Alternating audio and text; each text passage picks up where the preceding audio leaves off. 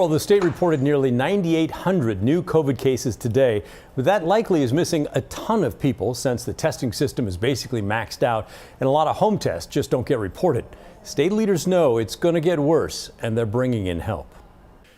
Among the increase, another 700 members of the Oregon National Guard who will join 500 already being deployed to hospitals across the state. They will help with non-medical tasks.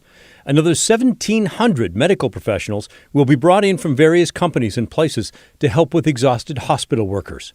Oregon Health Authority Director Patrick Allen said every person is needed. I think we're doing absolutely everything we think we can to get as much staff as we possibly can. We're also learning more every day about what the surge might look like.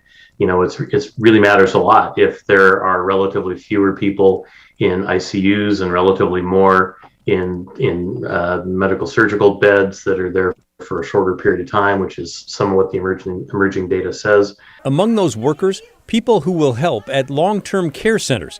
So folks too sick to be at home but not sick enough for the hospital can be moved out of those beds to the long-term care facilities. Oregonians can't leave the hospital if they have no options for the care they need after they are discharged. In turn, long-term care facilities may have beds available, but if they're experiencing a staff shortage, they can't fill them since they can't provide adequate level of care.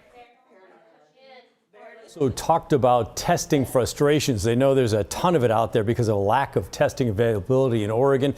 The state has purchased 12 million tests, but so far only about 1 million have arrived, and they're being given to hospitals and community health centers.